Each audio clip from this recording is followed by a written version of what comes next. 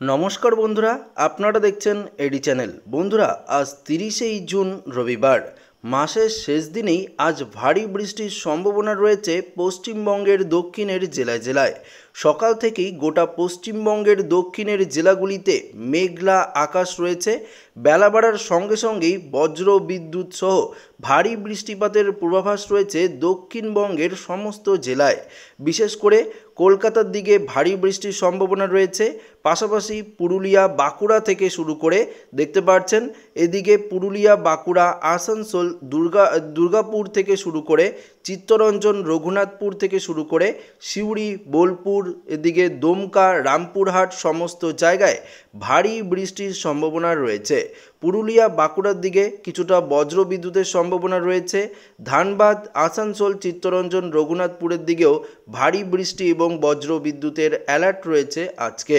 তবে বিশেষ করে আরও কোন কোন জেলাগুলিতে বৃষ্টিপাত বাড়বে, কোথায় কোথায় বন্যার সতর্কবার্তা রয়েছে, পাশাপাশি নতুন ঘূর্ণিঝড় আসানাকে নিয়ে আবহাওয়া দপ্তর কী আপডেট দিয়েছে, সমস্ত কিছু আপনাদেরকে এই ভিডিওটিতে লাইভ আপডেটেই জানিয়ে দেব।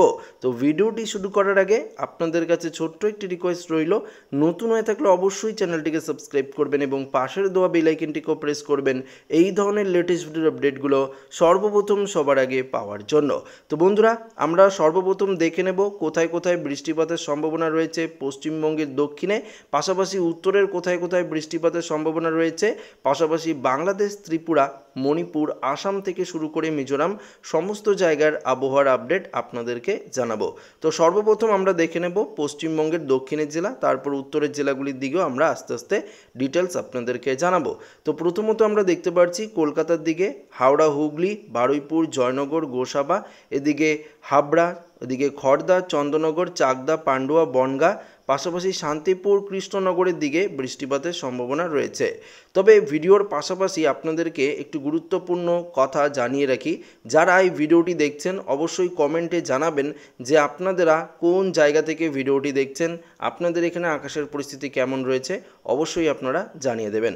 তো আমি এক এক করে জায়গা আপনাদেরকে এখানে জানিয়ে দিচ্ছি কোথায় কোথায় বৃষ্টিপাতের অ্যালার্ট রয়েছে। বর্ধমান, গুসকরা থেকে শুরু করে বোলপুর, কাটোয়া, এদিকে সোনামুখী, বাঁকুড়া, বিষ্ণুপুর, কতুলপুর, আরামবাগে বৃষ্টি থাকছে। বেশি বৃষ্টিপাতের সম্ভাবনা থাকছে গোয়ালতর, ঝাড়গ্রাম, চাকুলিয়া, খাতড়া থেকে শুরু করে বলরামপুর, পুরুলিয়া, হুড়া, বাঁকুড়া, রঘুনাথপুর, আসানসোল, চিত্তরঞ্জন, ধানবাদ, এদিকে দেখতে পাচ্ছেন দমকা, সিউড়ি, রামপুরহাটের দিকে বৃষ্টি থাকছে। মুর্শিদাবাদের দিকেও হালকা পশলা বৃষ্টি থাকছে। এদিকে মালদার দিকে আস্তে আস্তে বৃষ্টি একটু কম থাকছে। তবে সকালের দিকে আমরা যদি দেখি, সকালের দিকে উত্তরবঙ্গে একটু ভারী লেভেলের বৃষ্টির সম্ভাবনা থাকছে। বিশেষ করে বজ্র বিদ্যুৎ সহ ভারী বৃষ্টির সম্ভাবনা থাকছে উত্তরবঙ্গের। এদিকে দেখতে পাচ্ছেন ওদলাবাড়ি থেকে শুরু করে গরুবাথান, এদিকে রামসাই থেকে শুরু করে শিলিগুড়ি, নকশালবাড়ি থেকে শুরু করে সুকনা, কার্শিয়াং, দার্জিলিং, কালিম্পং, লাভা, এদিকে প্রচুর পরিমাণে বৃষ্টিপাতের অ্যালার্ট রয়েছে। এমনকি আলিপুরদুয়ার, ধূপগুড়ি, কোচবিহার, এদিকেও কিন্তু আমরা বৃষ্টিপাতের সতর্কতা দেখতে পাচ্ছি। পাশাপাশি সকালের দিকে আমরা একটু অসমের দিকেও ভারী বৃষ্টি লক্ষ্য করতে পারছি। এদিকে ধুবড়ি, গোয়ালপাড়া, পথশালা, বঙ্গাইগাঁও থেকে শুরু করে তেজপুর, নর্থ লক্ষিমপুর থেকে শুরু করে ডিব্রুগড়ে প্রচুর পরিমাণে বৃষ্টি থাকছে। নওগাঁও, ডিমাপুরের দিকে বৃষ্টি থাকছে। তবে সকালের দিকে বাংলাদেশের সিলেটে কিছুটা বৃষ্টি থাকছে, ত্রিপুরায় আবার কিছুটা বৃষ্টি থাকছে। অন্যান্য জায়গাগুলিতে মোটামুটি আকাশ পরিষ্কার থাকছে এবং পশ্চিমবঙ্গের উপকূলের জেলাগুলিতে সকালের দিকে একদম সকাল সকাল বৃষ্টিপাত থাকছে। তবে বেলা বাড়ার সঙ্গে সঙ্গে দক্ষিণের জেলাগুলিতে বৃষ্টি বাড়বে। পাশাপাশি বঙ্গোপসাগরে যে ঘূর্ণাবর্তটি ছিল তার কারণে প্রচুর পরিমাণে জলীয় বাষ্পপূর্ণ বায়ু উপকূলের দিকে আস্তে আস্তে প্রবেশ করছে। এর জেরে বৃষ্টিপাত আরও বাড়ার সম্ভাবনা রয়েছে। মেঘমালা করে দেখলেও একই রকম পরিস্থিতি আপনারা দেখতে পারবেন। গোটা দক্ষিণবঙ্গের চেহারা দেখতে পাচ্ছেন যে ভারী বৃষ্টি সঙ্গে বজ্র বিদ্যুতের অ্যালার্ট।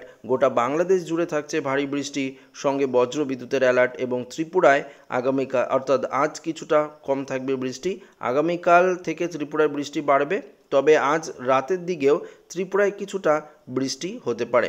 তবে আপনাদেরকে জানিয়ে রাখি, দিনের বেলার তুলনায় রাতের দিকে উত্তরবঙ্গে বৃষ্টিপাত বাড়বে এবং উত্তরবঙ্গে কিন্তু বন্যার একটা অ্যালার্টও জারি করে দিয়েছে আবহাওয়া দপ্তর। উত্তরবঙ্গ, অসম, বাংলাদেশের সিলেট, রংপুরের দিকে কিছুটা বন্যার অ্যালার্ট থাকছে এবং দক্ষিণবঙ্গের দিকে যেহেতু দুদিন ধরে বৃষ্টিপাত শুরু হয়েছে, আরও কয়েকদিন যাওয়ার পর পরিস্থিতির ওপর নজর দেখবে আবহাওয়া দপ্তর। তারপরে বন্যার যদি সতর্কবার্তা দেওয়া হয় সেটা দেওয়া হবে। আপাতত 3 থেকে 4 দিন দক্ষিণবঙ্গে ভারী লেভেলের বৃষ্টিপাতের সম্ভাবনা রয়েছে।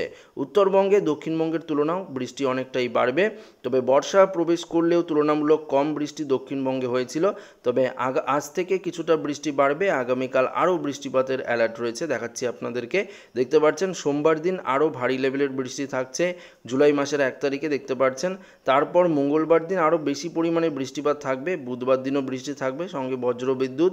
পাশাপাশি বৃহস্পতিবার দিনও ভারী বৃষ্টির সম্ভাবনা রয়েছে, দেখতে পাচ্ছেন বৃহস্পতিবার দিনও প্রচুর পরিমাণে বৃষ্টি থাকছে।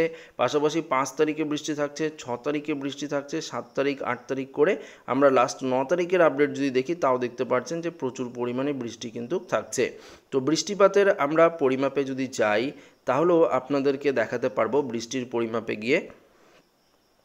দেখতে পাচ্ছেন গোটা পশ্চিমবঙ্গ জুড়ে বৃষ্টি, আগামী 24 ঘন্টায় দক্ষিণবঙ্গের সমস্ত জায়গায় বৃষ্টি, উত্তরবঙ্গে বৃষ্টি বাড়বে। 3 দিনে উত্তরবঙ্গে প্রচুর পরিমাণে বৃষ্টি বাড়বে, দক্ষিণবঙ্গে বৃষ্টি থাকছে।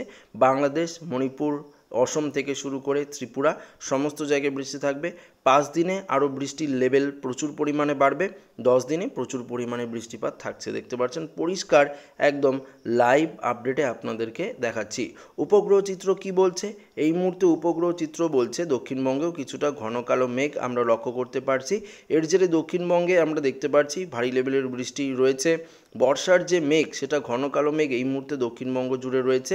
উত্তরবঙ্গের দিকেও আমরা মেঘ কিন্তু দেখতে পাচ্ছি ঘনীভূত হচ্ছে আস্তে আস্তে, এবং বাংলাদেশের দিকে কিছুটা কম মেঘ রয়েছে, তবে আস্তে আস্তে বাংলাদেশের দিকেও ঘন কালো মেঘ প্রবেশ করবে।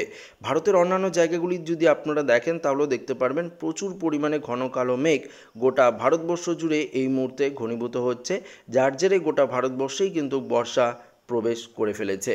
পাশাপাশি আপনাদেরকে এবার ঘূর্ণিঝড় নিয়ে একটু আপডেটে জানিয়ে দিই, তারপর তাপমাত্রার আপডেটে আপনাদেরকে জানিয়ে দেব। তো আমরা সর্বপ্রথম চলে যাব ঘূর্ণিঝড়ের আপডেটে। জিএফএস মডেলে যদি যাই দেখে নেব 7 তারিখের দিকে বঙ্গোপসাগরে যে সিস্টেমটা ছিল ঘূর্ণিঝড়ের, সেই সিস্টেমটি আস্তে আস্তে কিন্তু ঘূর্ণিঝড়ের চেহারা নিচ্ছে 8 তারিখ নাগাদ। দেখতে পাচ্ছেন 8 তারিখ নাগাদ ঘূর্ণিঝড়ের চেহারা নিচ্ছে। যদি এটি ঘূর্ণিঝড়ে রূপান্তরিত হয় তাহলে তার নাম হবে আসানা। আপনারা প্রত্যেকেই জানেন এই নামকরণ করেছে পাকিস্তান। এই ঘূর্ণিঝড় আসানার নামকরণটি, যেটি ওড়িশা, পশ্চিমবঙ্গ বা বাংলাদেশ যে কোনো একটি উপকূলে আছড়ে পড়ার সম্ভাবনা রয়েছে। তবে আমরা দেখতে পাচ্ছি প্রচুর পরিমাণে শক্তিশালী রূপ নিয়ে ওড়িশার দিকেই এই মুহূর্তে অভিমুখ রয়েছে ঘূর্ণিঝড় আসানার। যদি এটি ঘূর্ণিঝড়ে পরিণত হয় তাহলে কিন্তু প্রচুর পরিমাণে আবারও ক্ষয়ক্ষতির সম্ভাবনা রয়েছে। প্রচুর পরিমাণে লণ্ডভণ্ড হতে পারে পশ্চিমবঙ্গ বাংলাদেশ উপকূল। এবং আপনারা প্রত্যেকেই জানেন যে 7 তারিখে রথযাত্রা রয়েছে, 8 তারিখেও প্রচুর পরিমাণে পুরীতে ভিড় হবে, 7 তারিখেও ভিড় হবে এবং 6 তারিখ থেকেই ভিড় আপনারা লক্ষ্য করতে পারবেন। তো পুরীর সমুদ্র উত্তাল হওয়ার সতর্কতা কিন্তু রয়েছে আমরা দেখতে পাচ্ছি। 7 তারিখে যদি রথ হয় তাহলে কিন্তু অনেকটাই বিপদের মুখে পড়তে পারে ওড়িশার পুরীর সমুদ্র। কেননা পুরীর সমুদ্র যদি উত্তাল থাকে তাহলে দর্শকরা যারা রথযাত্রায় যাবে তাদের ক্ষেত্রে কিন্তু একটি অসুবিধার কারণ হয়ে দাঁড়াতে পারে। কেননা ঘূর্ণিঝড় যদি তৈরি হয় তাহলে কিন্তু প্রচুর পরিমাণে ক্ষয়ক্ষতির সম্ভাবনা থাকছে। পুরীর সমুদ্র দেখতে পাচ্ছেন, পুরী, পারাদ্বীপ, ভুবনেশ্বর থেকে শুরু করে এদিকে দেখতে পাচ্ছেন বালাসোর, সমস্ত জায়গায় আমরা প্রচুর পরিমাণে কিন্তু দেখতে পাচ্ছি যে এই ঘূর্ণিঝড়ের প্রভাব কিন্তু পড়বে। তো ঘূর্ণিঝড় যদি আসে তাহলে কিন্তু ক্ষয়ক্ষতির সম্ভাবনা রয়েছে। এবার আপনাদেরকে সরাসরি আমরা জানিয়ে দেব যে তাপমাত্রার পারদ কত ডিগ্রি সেলসিয়াস থাকতে পারে। তো আমরা চলে যাব একদম, দেখতে পাচ্ছেন 30 তারিখ রবিবারের আপডেট অনুযায়ী আপনাদেরকে দেখাবো। এই আজকে থেকে তাপমাত্রার পারদ আরও কিছুটা কম হবে।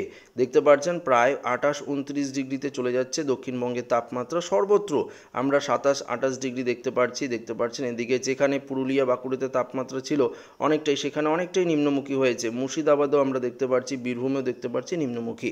অর্থাৎ আজ থেকে তাপমাত্রার পারদ এক ধাক্কায় অনেকটাই নিম্নমুখীর সম্ভাবনা। মালদাতে 2 দিনাজপুরে 31 ডিগ্রি, কোচবিহার, আলিপুরদুয়ারে 28-29 ডিগ্রি থাকছে।